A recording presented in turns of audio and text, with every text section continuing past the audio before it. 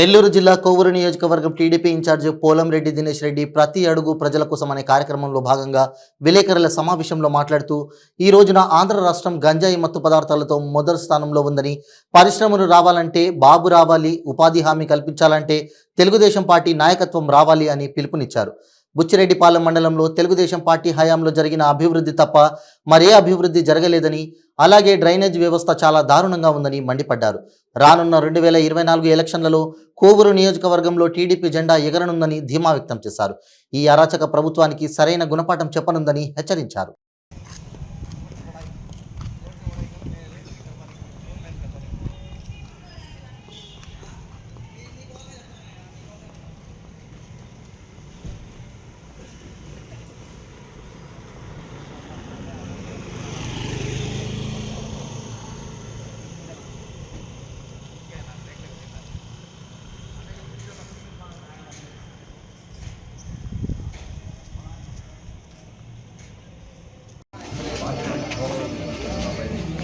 Telugu Desam party MLA అందరూ కూడా ఆశీర్వదించి సైకిల్ గ్రామంలో జరిగిన అన్నీ అభివృద్ధి చేసుకున్నాం.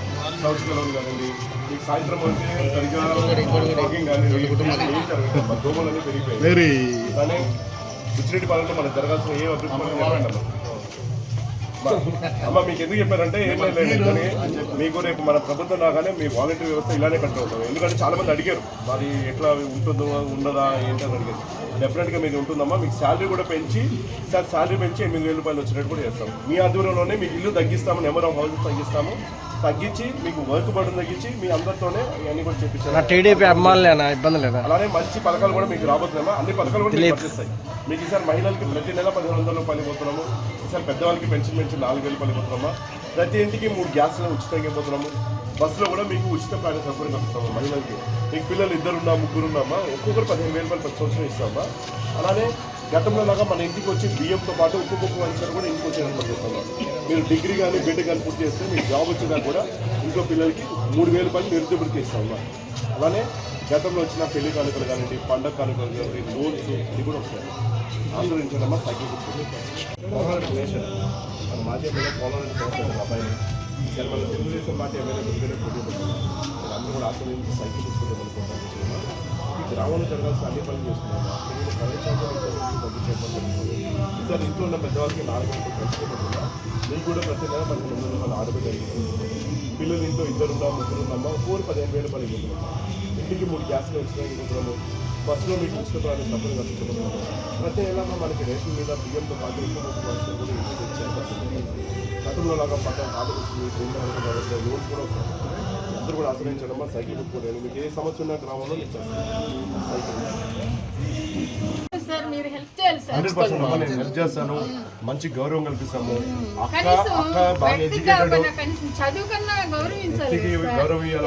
అవమానం జరుగుతుందంటే అంత అవమానం జరిగింది సార్. అమ్మాయి మీకు చెప్తున్నాను సార్, అమ్మాయి థ్రెట్ కూడా పెట్టారు సార్. అందుకని అమ్మాయి భయపడే రకం కూడా కాదు, చాలా హెల్ప్ చేయాలి సార్. మీరు 100% అమ్మా నేను హెల్ప్ గా ఉంటాను, 100% చేస్తాను. అన్ని విధాలుగా సపోర్ట్ గా నేను ఉంటాను. చెప్పండి అక్కడ కూడా. ఈ రోజున ప్రతి అడుగు ప్రజల కోసం అనే పాదయాత్రలో భాగంగా బుచ్చిరెడ్డిపాలెం మండలంలోని బుచ్చిరెడ్డిపాలెం టౌన్ 3-4 వార్డుల్లో ఈ రోజున ఈ డోర్ టు డోర్ యాత్రని చేపట్టడం జరిగింది. ఏ ఇంటికి వెళ్ళినా కూడా మంచి స్వాగత పలుకుతూ అందరూ కూడా మమ్మల్ని రిసీవ్ చేసుకుంటూ వాళ్ళ సమస్యలన్నీ కూడా చెప్పుకోవడం జరిగింది. వాళ్ళకి గతంలో తెలుగుదేశం పార్టీ అధికారంలో సమయంలో జరిగిన లబ్ధి గురించి వాళ్ళందరూ కూడా గుర్తు చేస్తున్నారు. మేము కొన్ని వాళ్ళు గుర్తు చేస్తే వాళ్ళు కొన్ని మాకు గుర్తు చేయడం జరిగింది. అలానే వాళ్ళ జగన్మోహన్ రెడ్డి గారు అధికారం చేపట్టించే వద్ద వాళ్ళు జరుగుతున్న నష్టం గురించి కూడా వాళ్ళందరూ కూడా వివరించారు. ఈ రోజున ఈ 3-4 వార్డులో తిరుగుతున్నప్పుడు ముఖ్యంగా ప్రధానంగా వీళ్ళందరూ కూడా నాకు చెప్పిన సమస్య ఏంటంటే ఇక్కడ బరియల్ గ్రౌండ్ లేదు. మేము ఎవరైనా చనిపోతే మా ఊర్లోకి తీసుకెళ్ళి అక్కడ దహన సంస్కారాలు చేసుకోవాల్సిన పరిస్థితి ఉంది. ఊర్లు ఎంతో దూరంలో ఉన్నాయి. అయినా ఎన్నో రోజుల నుంచి మేము రిప్రజెంటేషన్ ఇస్తున్నా ఎవరు కూడా మమ్మల్ని పట్టించుకోలేదు. ఖచ్చితంగా వాళ్ళకి మాట ఇచ్చాను, రేపు మన ప్రభుత్వం రాగానే ఈ 3-4 ఈ వాటర్కి సంబంధించి ఒక బరియల్ గ్రౌండ్ ఏర్పాటు చేద్దాము, మీ అందరికీ అవసరమైన ఫెసిలిటీస్ అన్ని కూడా అక్కడ కల్పిస్తానని చెప్పి చెప్పడం జరిగింది. ఇందాక మన మండల పార్టీ ప్రెసిడెంట్ ఎంవి శేషయ్య గారు చెప్పినట్టు చాలామంది పిల్లలు మాకు ఉద్యోగ అవకాశాలు లేవు, చాలామంది మేము చదువుకున్నాము, కొంతమంది మేము గ్రూప్స్కి ప్రిపేర్ అవుతున్నాము, కొంతమంది మేము టీచర్ పోస్ట్కి ప్రిపేర్ అవుతున్నాము, కొంతమంది చెప్పారు మేము ప్రైవేట్ ఇండస్ట్రీస్ వస్తే మేము జాబ్స్ కోసం ఎదురు చూస్తున్నాము. కానీ ఈ 4 ఏళ్ళ 10 నెలల కాలంలో ఎక్కడ కూడా ఒక చిన్న ఉద్యోగ అవకాశాలు కల్పించలేదు. మేము డిగ్రీ పూర్తి చేసి 2 ఏళ్ళు అయిపోతుంది, 3 ఏళ్ళు అయిపోతుంది, కానీ మాకు జాబ్ ఆపర్చునిటీస్ కనిపించట్లేదు. లేదు మాస్టర్స్కి వెళ్దాము, అక్కడికి బయటికి వెళ్ళి చదువుకుందాం అనుకుంటే ఇంతకుముందు తెలుగుదేశం పార్టీ ఉన్నప్పుడు విదేశీ విద్య పథకం ఉండేది. ఆ విదేశీ విద్య పథకాన్ని జగన్మోహన్ రెడ్డి వచ్చిన తర్వాత రద్దు చేశాడు.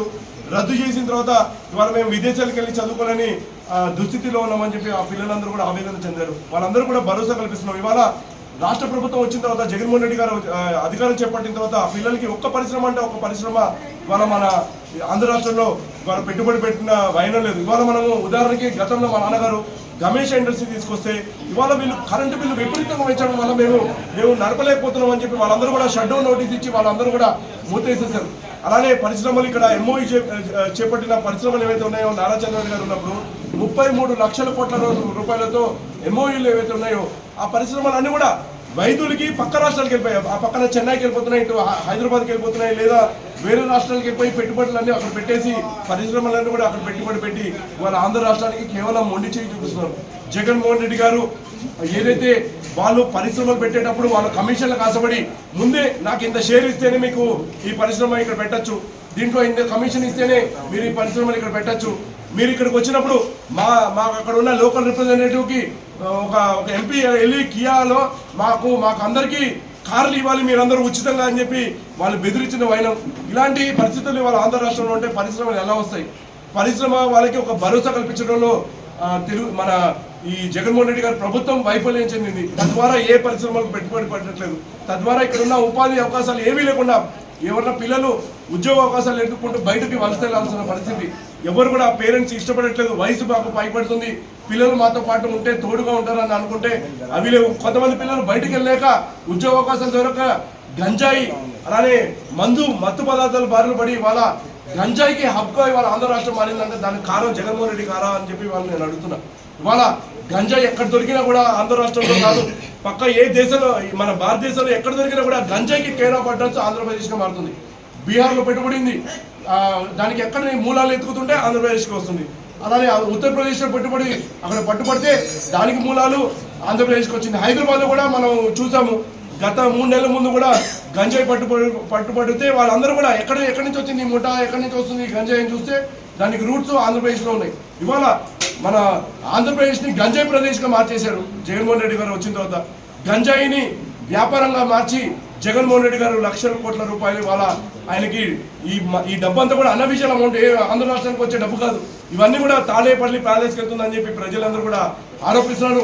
ఒక పక్కన మన యువత ఏదైతుందో యువత నిర్వీర్యం అయిపోతుంది, ఆంధ్ర రాష్ట్రానికి పెట్టుబడి రావట్లేదు, మన ఆంధ్ర రాష్ట్రం దిగజారిపోతుంది.